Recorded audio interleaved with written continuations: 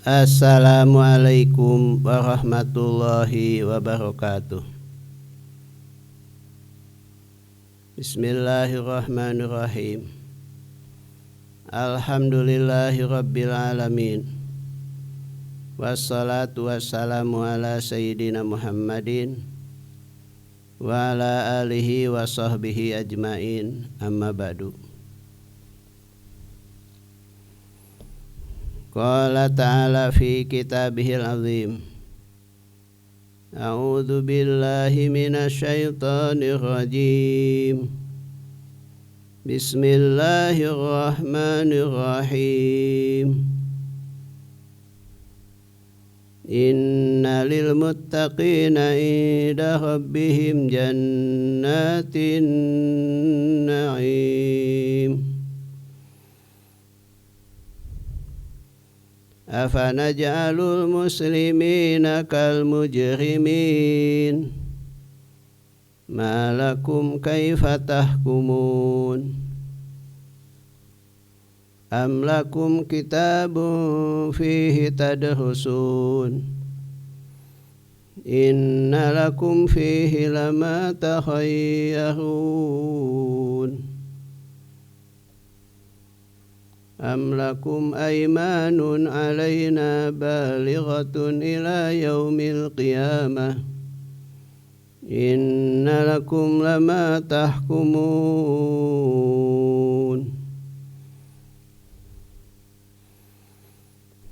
Wallahu a'lam bimuradih. Anak-anakku yang berbahagia, di pengajian kemarin sudah disebutkan bahwa sebuah dosa akan berakibat azab. Azab ini ada azab dunia dan azab akhirat. Kalau azab akhirat pasti lebih besar daripada azab dunia. Namun bahwa dengan diberikan azab di dunia tidak berarti azab di akhirat tidak ada. Untuk diri kita boleh mengatakan ini adalah dosa saya, sehingga hari ini saya sakit. Ini adalah dosa saya, sehingga hari ini saya dapat musibah. Ini adalah kesalahan saya, sehingga hari ini saya terkena masalah. Tapi kalau untuk orang lain tidak boleh. Dia sakit itu karena dosanya. Itu dia kena musibah sebagai azab dan siksa dari Allah. Tidak boleh kita menilai seperti itu. Kenapa? Karena tidak tahu siapa yang diberi azab Allah di dunia akibat dosa. Boleh jadi azab di dunia itu ada sebagai ujian kepada kita, sehingga Allah ingin menilai mana yang sebetulnya iman kepada Allah, mana yang sebetulnya imannya adalah pura-pura kepada Allah. Itu adalah mungkin dan mungkin untuk orang lain. Ya ayyuhalladzina amanu jatanibu katsiran minadh-dhanni inna ba'dadh-dhanni itsmun wa la tajassasu wa la yaghtab ba'dukum ba'dha. Wahai orang beriman, jauhi buruk sangka. Tidak boleh gibah, mengumpat, menceritakan yang aib orang lain. Dan tidak boleh suka meneliti terhadap kekurangan orang lain. Jadi oleh karena itu Allah hanya bersifat umum. Bila seseorang melakukan dosa, misalkan berbuat dolim, atau dia itu menyakiti hati orang tua, atau dia itu memutuskan silaturahmi, Dan itu adalah salah satu atau kelompok dosa yang akan didahulukan azabnya. Bukan hanya di akhirat saja, di dunia akan diberikan. Seperti yang disebutkan kemarin, dosa itu pada intinya akan dibalas berupa siksaan kelak di akhirat. Tapi boleh jadi Allah mempercepat azabnya dengan perbuatan dosa yang tiga ini. Pertama adalah kezaliman, yang kedua adalah menyakiti orang tua, dan yang ketiga adalah memutuskan silaturahmi. Kalau dia sudah mendapatkan azab di dunia, kalau tidak segera tobat sama Allah, maka di akhirat lebih berat lagi. Wala adzabul akhirati akbar. Maka azab akhirat ada lebih pedih, lebih besar, lebih dahsyat. Ini adalah kata Allah, lau kanu ya'lamun, kalau mereka itu mengetahui. Kalau tidak mengetahui, tenang-tenang saja, tidak ada pikir tentang azab atau siksa, apalagi menyangkut akhirat. Dia hanya mengatakan kesalahan saya, tapi dia tidak mengatakan saya takut akibat kesalahan ini azab lebih berat lagi nanti di akhirat. Kalau tahu, dia akan mengatakan, ya Allah, betapa pedihnya ketika diuji, dicoba di dunia, apalagi nanti kalau saya hidup di akhirat. Wala adzabul akhirati akbar. Sedangkan kata Allah, azab akhirat pasti lebih dahsyat, lebih berat. Tentu kata Allah,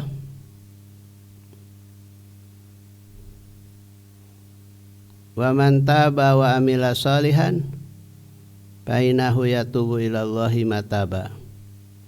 Kalau dia segera tobat sama Allah, pasti akan diterima tobatnya, sehingga tidak akan ada azab bagi mereka. Boleh jadi diganti dengan nikmat. Makanya dalam ayat selanjutnya, bagaimana supaya kita dapat nikmat di akhirat? Maka syaratnya adalah menjadi orang yang bertakwa kepada Allah, menjadi seorang muslim yang sejati. Itulah syarat kalau kita ingin mendapatkan kenikmat yang abadi kelak di akhirat. Inna lil muttaqina inda rabbihim jannatin na'im. Sesungguhnya bagi manusia yang bertakwa, inda rabbihim, di sisi Allah, jannatin na'im, akan mendapatkan surga, tempatnya kenikmatan. Jadi jaminan dari Allah, kalau dia bertobat sama Allah, beriman dan beramal soleh, bertakwa kepada Allah, maka akan mendapatkan balasan berupa surga. Makanya cara menutupinya adalah banyak-banyaklah sholat fardu tambah dengan sholat sunat, banyak-banyaklah puasa sunat selain puasa wajib, banyak-banyaklah sedekah selain daripada zakat. Jauhilah perbuatan maksiat, baik itu dosa kecil ataupun dosa besar. Maka pasti jaminannya adalah inna rabbihim jannatin na'im. Di sisi Allah akan mendapatkan surga, di mana surga itu adalah gudangnya segala kenikmatan. Hal ini sama dengan ungkapan Allah yang ada dalam surat An-Naba yang bunyinya, A'udzubillahi minasyaitonir rajim. Bismillahirrahmanirrahim.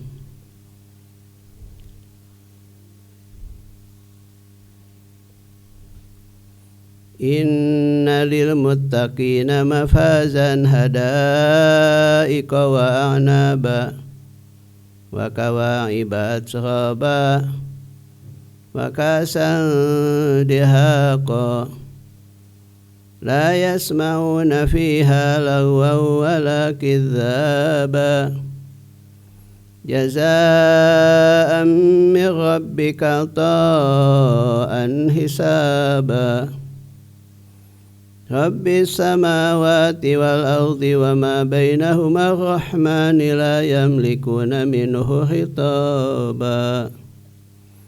Wallahu alam bimuradi. Sungguhnya orang bertakwa kepada Allah mafazan akan mendapatkan kebahagiaan.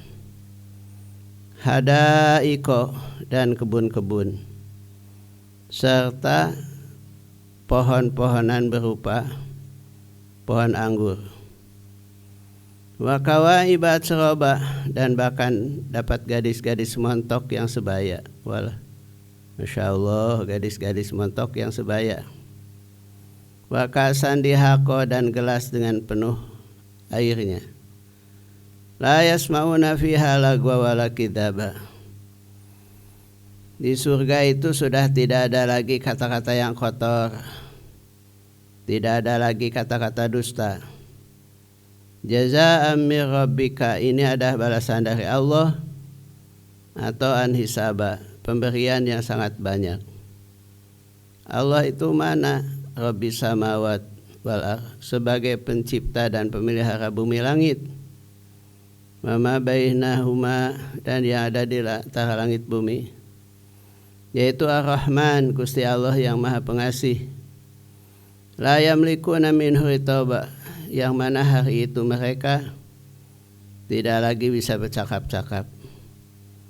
Saking kagetnya nikmat Allah berikan pada mereka, saking bahagianya kenikmatan mereka terima, la yamlikuna minhu khitaba, kecuali mereka bersyukur, alhamdulillahilladzi hadana li hadza wa ma kunna linahtadiya laula an hadanallah.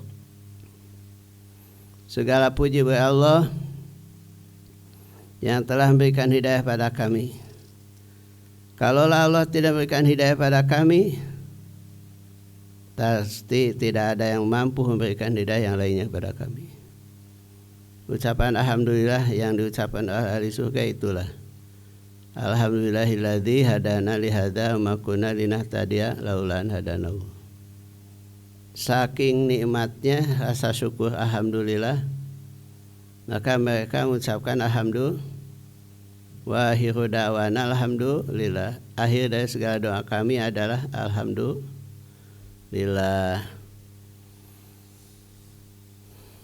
Jadi bagi mereka bertakwa itu tidak usah salempang, adalah surga bagiannya. Apa naj'alil muslimina ka mujrimin, apakah sama orang muslim orang jahat? Ya tentu tidak. Fa amma man ata wattaqa wa saddaqa bil husna fasanuyassiruhu lil yusra.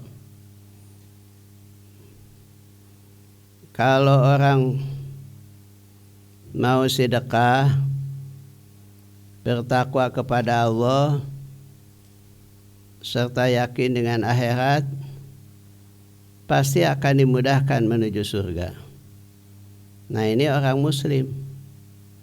Orang muslim itu ke surga. Kenapa? Ya karena baik sedekah, takwa sama Allah, yakin dengan akhirat. Kalau mujrimin sama orang jahat? Tentu tidak. Wa amma man bakhila wastagna wa kadzdzaba bil husna fasanuyassiruhu lil usra. Orang jahat itu diungkap dalam ayat ini adalah pasti akan masuk neraka. Seperti Allah katakan, adapun orang yang bakhil, merasa sombong, tidak yakin balasan akhirat, maka neraka baginya. Dan banyaklah ayat yang isinya berupa ancaman bagi orang kafir, musyrik, murtad dan durhaka. Dan ada lagi ayat basyiron, ayat penggembira bagi siapa? Orang beriman, beramal soleh. Karena diturunkannya Kanjeng Nabi ke muka bumi ini adalah inna sanaka, kami ngutus engkau hai Muhammad,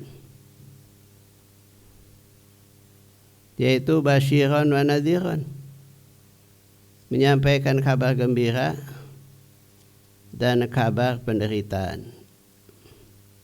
Innal ladzina kafaru min ahli kitab wal musyrikina fi nari jahannam khalidina fiha ulaika hum syarrul bariyah. Sesungguhnya orang kafir min ahli kitab, dari kalangan orang ahli kitab, wa musyrikin, orang musyrik, fi nari jahannam, ada di neraka jahanam, khalidina fiha, akan abadi di dalamnya. Ulaika hum syarrul bariyah, itulah sejelek-jeleknya manusia. Jadi manusia jelek itu bukan yang miskin, yang sengsara, bukan orang desa, orang gunung, bukan, tetapi itulah mereka yang kafir, mereka yang musyrik, baik dari kalangan ahli kitab ataupun yang lainnya. Itulah sejelek-jelek manusia. Innal ladzina amanu wa amilus solihati lahum jannatun na'im khalidina fiha wa'dallahi haqqun wa huwal azizul hakim. Orang beriman beramal soleh, ini ada dalam surat Luqman. Bagi mereka adalah jannatun na'im, surga, tempat kenikmatan. Khalidina fiha, abadi di dalamnya. Wa'dallahi haqqun wa huwal azizul hakim. Janji Allah adalah pasti. Allah Maha Gagah, Allah Maha Bijaksana.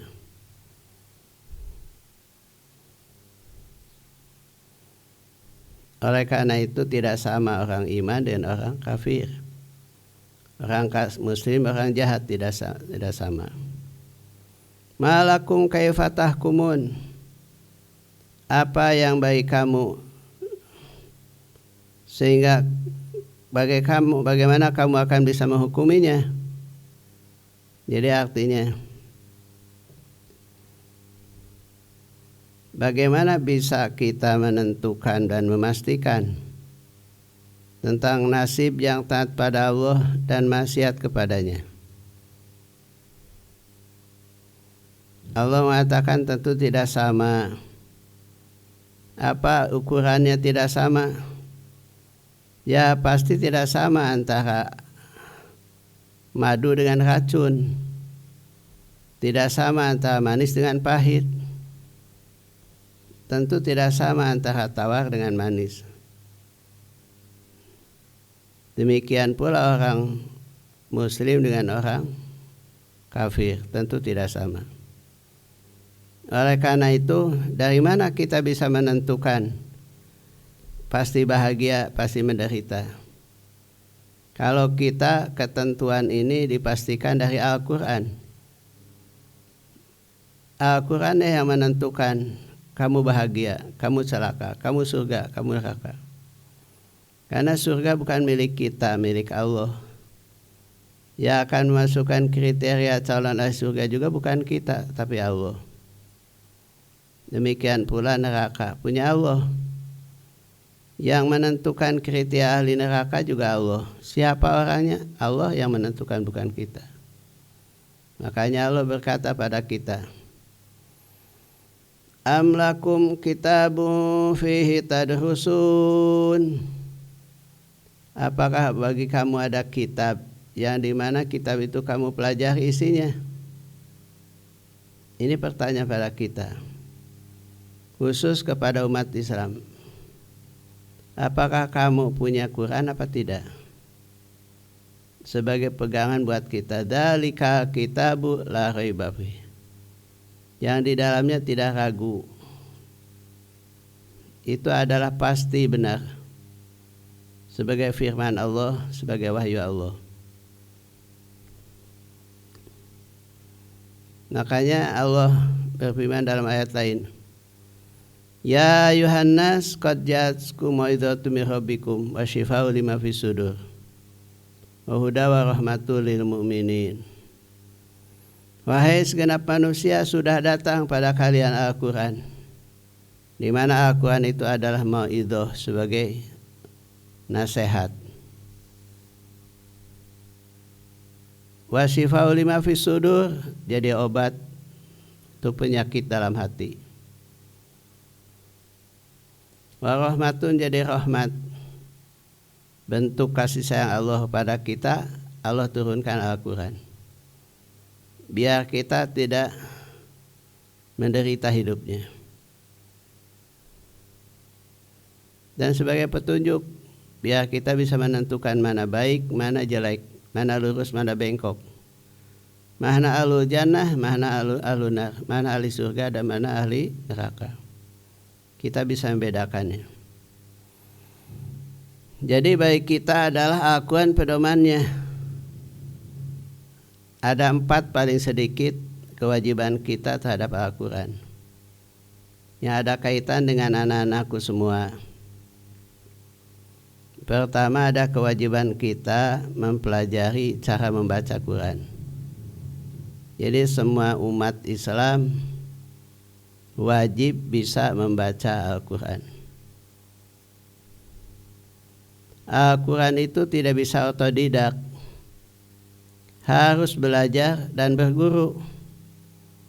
Belajarnya harus tekun sekali, harus istiqomah lagi. Belajar Al-Quran itu mudah, hanya kaifiatnya yang harus kita cari, bagaimana cara belajar Al-Quran dengan mudah, bahkan cepat. Zaman dulu baca Quran supaya bisa lancar dengan huruf hijaiyah, metode Al-Baghdadi. Sekarang banyak metode dengan metode cepat, sehingga ada yang janji 1 hari 1 malam 24 jam bisa ngaji. Ya paling tidak tahu huruf gitulah. Itu pun kalau cerdas. Kalau tidak cerdas membujeng-bujeng 24 jam, 24 tahun tidak bisa-bisa. Jadi kewajiban kita 1 ini ada belajar membaca Quran. Panjang pendeknya, mahrajnya, ikhfa, idhar, idgham, dan seterusnya harus kita bedakan. Warattilil Qur'ana tartila. Bacalah Quran dengan tartil, artinya harus jentre, harus jelas, bisa membedakan antara ha, bisa membedakan antara sa, sya. Warattilil Qur'ana tartila. Panjang pendeknya, dzalikal kitabul la raiba fi. Orang Mesir, orang Saudi sehari-harinya bahasa Arab. Tapi kalau tidak belajar ngaji Quran, tidak akan bisa ngaji Quran dengan benar. Kenapa? Karena harus belajar. Kanjeng Nabi sendiri belajar kepada siapa? Kepada malaikat. Malaikatlah yang membimbing Kanjeng Nabi baca Al-Quran. Yang pertama itu belajar membaca. Yang kedua, belajar menerjemahkan. Sedikit demi sedikit belajar menerjemahkan Al-Quran. Nah tentu harus belajar juga nahwu sharafnya. Kalau bisa belajar balaghahnya, belajar lughahnya, baru kita belajar menerjemahkan Dzalika ari ieu Al-Kitabu Al-Quran la raiba teh ragu fi dina eta Quran hudan lil muttaqin, sebagai petunjuk buat manusia yang bertakwa kepada Allah. Itu kata demi kata kita belajar menerjemahkannya dengan teliti, dengan belajar yang baik, istiqomah. Baru ketiganya adalah memahaminya. Kalau memahami ayat Quran itu harus belajar kepada para ulama ahli tafsir. Kata Nabi, kalau kita memahami dan menafsirkan Al-Quran dengan akal, fayatabawa maq'adahu minan nar. Siap-siap tempat tinggalnya nanti dalam neraka. Boleh dengan akal, boleh, tetapi harus didampingi dengan dalil-dalil nakli. Harus dibimbing oleh ulama-ulama yang sudah tabahur, sudah profesional di bidang tafsir. Seperti kalau misalkan kita ingin menafsirkan Al-Quran, tafsirkan dengan Al-Quran lagi. Kalau tidak dengan hadis Nabi, kalau tidak dengan kaul sahabat. Jangan nyelonong tanpa melihat ayat lain, tanpa melihat hadis Nabi, tanpa melihat sahabat Nabi. Maka lihatlah tafsir-tafsir Al-Quran, misalkan At-Tabari, Ibnu Katsir, Ruhul Bayan, Durrul Mansur, dan lain sebagainya. Jadi kewajiban kita adalah memahami dengan bimbingan daripada para ulama ahli tafsir. Yang ketiga adalah menghafalkannya. Yang wajib kita hafal paling tidak surat Al-Fatihah. Kenapa? Karena Al-Fatihah itu dipakai oleh kita sholat. Masa tiap sholat harus lihat Quran? Nanti kalau kacamatanya rusak gak bisa lihat, atau matanya sudah buram gak bisa lihat. Hafalkan surat Al-Fatihah. Walaupun tidak wajib membaca Al-Quran untuk selain Al-Fatihah, hafalkan surat-surat pendek, surat-surat menengah, kalau bisa surat-surat panjang. Yang pendek misalkan surat Wadduha ke bawah sampai Anas, dari Wadduha ke atas dan sampai kepada surat Al-Baqarah, Ali Imran, An-Nisa, Al-Maidah, dan seterusnya. Kata Nabi, siapa yang di hatinya tidak ada Al-Quran, bagaikan imah yang sudah rusak. Jadi hati kita ada rusak kalau di hatinya tidak ada hafalan Quran. Tiada hari tanpa membaca Quran, tiada hari tanpa memahami isi Al-Quran, tiada hari tanpa menghafal Quran. Kemudian yang keempat, kewajiban kita apa? Mengajarkan Quran. Ya syukur kalau kita bisa mengamalkannya dengan baik dan sempurna. Tapi hanya Kanjeng Nabi yang bisa mengamalkan Quran seluruhnya. Untuk tingkat kita, duka seberapa persen, duka 2%, duka 10%, tidak. Masih banyak, bahkan lebih banyak ayat Al-Quran yang belum kita amalkan. Nah, pengamalan kita diantaranya adalah mengajarkan. Kenapa? Karena Nabi mengatakan, khairukum man ta'allama al-Quran wa 'allamah. Sebaik-baik kalian adalah yang belajar Al-Quran, dan sebaik-baik kalian adalah yang mengajarkan Al-Quran. Oleh karena itu, setelah kita belajar membaca, belajar menterjemahkan, belajar memahami, belajar mengamalkan, paling tidak mengamalkannya adalah mengajarkannya. Setelah itu kita berusaha mengamalkan sedikit demi sedikit sesuai dengan kemampuan, sesuai dengan kapasitas kita. Inna lakum fihi lama yatahayyarun. Sesungguhnya bagi kalian fi dalam Quran lama yatahayyarun, apa yang bisa kamu pilih. Jadi artinya bisa milih. Kan tadi sudah disampaikan, Quran itu sebagai hudan. Allah berikan akal pada kita. Kita dipilih sebagai makhluk paling hebat, paling mulia karena akalnya. Gunakanlah akal kita untuk memilih ayat-ayat yang tepat, yang cocok, yang mampu, yang kita bisa amalkan. Atamuruna an-nasa bil birri wa tansawna anfusakum wa antum tatluna kitab afala taqilun. Wasta'inu bis sabri wassalah wa innaha lakabiratun illa ala khashiin alladzina yadhunnuna annahum mulaqu rabbihim wa annahum ilaihi raji'un. Kata Allah, atamuruna an-nasa bil birri, apakah kalian itu menyuruh orang untuk berbuat baik?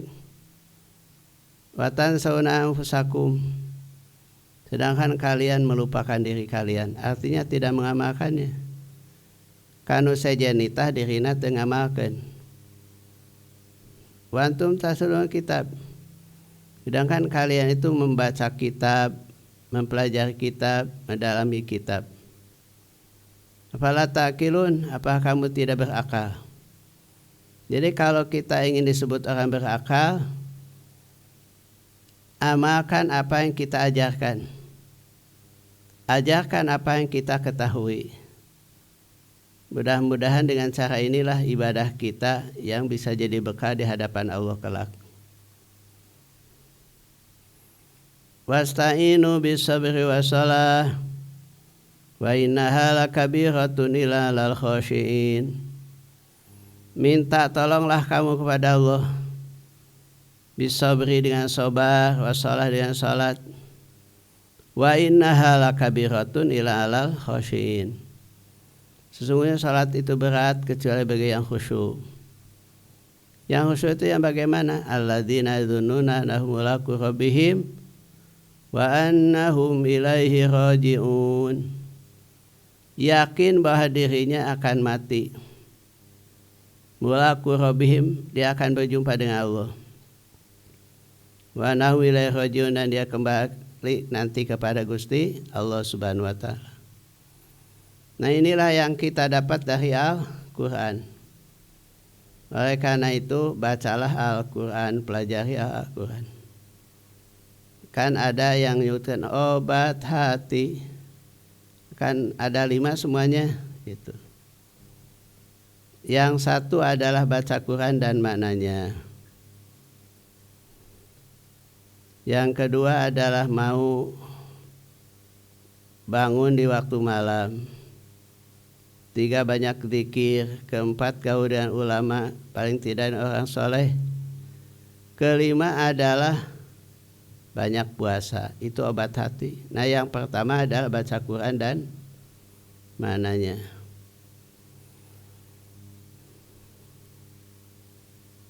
Am lakum aymanun alaina balighatun ila yaumil qiyamah inna lakum lama tahkumun. Apakah bagi kalian ada sumpah bagi kami yang menyampaikan itu sumpah ila yaumil qiyamah, sampai hari kiamat? Inna lakum lama tahkumun, sesungguhnya bagi kamu, dengan apa kamu bisa menghukumi? Jadi begini, apakah ada yang menjamin bahwa kita ini akan masuk ke dalam surga? Apa dasar kamu menjamin diri kamu masuk surga? Jangan kata ini muncul seperti ungkapan orang Yahudi, di mana orang Yahudi mengatakan, nahnu abnaullahi wa hibba'uh, kami adalah sebagai anak Allah dan kekasihnya. Oleh karena itu tidak ada siapapun yang menjamin diri kita masuk surga. Kalau ingin masuk surga, kata Allah, man kana yarju liqa'a rabbih fayamal amalan shalihan wa la yusyrik bi ibadati rabbih ahada. Man kana yarju liqa'a rabbih, siapa yang mengharapkan masuk surga, itulah berjumpa dengan Allah, fayamal amalan shalihan, beramal soleh, salat, puasa, zakat, haji, sedekah, silaturahmi, itu amal soleh. Tentu jauhi maksiat. Maka ada kata wala yusyrik bi ibadati rabbih ahada, tidak boleh memusyrikan Allah sedikit pun dalam ibadah. Nah, kalau kita ingin masuk surga. Dalam surat Fatir ayat 32 dikatakan bahwa manusia ketika berhadapan dengan Quran itu ada 3 kelompok. Wa minhum muqtasid, wa minhum dzalimun linafsihi, wa minhum sabiqun bil khairat. Ada yang dikatakan zalim. Zalim itu orang munafik. Jadi terhadap Al-Quran itu pura-pura, ngaku sebagai kitab suci tapi tidak diamalkan, itu orang munafik. Orang munafik ini bagiannya apa? Adalah neraka seperti yang diancamkan Allah di sini. Fa ashabul masy'amah, ma ashabul masy'amah, akan mendapatkan neraka bagiannya bagi mereka yang bersikap zalim terhadap Al-Quran, seperti hanya orang munafik. Wa minhum muqtasid, ada lagi yang muktasid. Muktasid itu melaksanakan tapi hanya sebatas yang wajib, yang pokok, yang utama. Disebutnya ashabul maimanah. Ma ashabul maimanah, dia akan masuk surga tapi surganya mungkin kelas 1 lah, KW2 atau mungkin. Yang paling hebat itu adalah as-sabiqun as-sabiqun. Yang disebut ayat adalah sabiqum bi khairati bidzillah. Mereka itu adalah berlomba dalam mengamalkan Quran, maka bagiannya adalah Quran. Ulaika muqarrabun, itulah yang selalu dekat dengan Allah. Anak-anakku yang berbahagia, oleh karena itu jadilah kita ashabul maimanah. Kalau bisa as-sabiqunal awalun. Kalau dalam surat Al-Fatir, jadilah kita ini orang muktasidin. Kalau tidak muktasidin, lebih ditingkatkan adalah menjadi apa? Menjadi sabiqum bil khairat. Tapi jangan sekali-kali menjadi orang yang dzalimun li nafsi, bersikap abai terhadap Quran. Kalau dalam surat Al-Waqiah disebutnya ashabul masy'amah. Ma ashabul masy'amah. Kemudian yang terakhir, marilah kita tingkatkan kecintaan kita terhadap Al-Quran. Mudah-mudahan Al-Quran akan jadi syafaat kelak pada hari kiamat, akan menjadi penghibur kelak dalam kubur, menjadi penerang saat kita di alam sirat, dan akan menjadi dalil menuju surga. Itu saya dapat kami sampaikan. Mudah-mudahan ada manfaatnya. Wallahul muwaffiq ila aqwamit thoriq. Wassalamualaikum warahmatullahi wabarakatuh.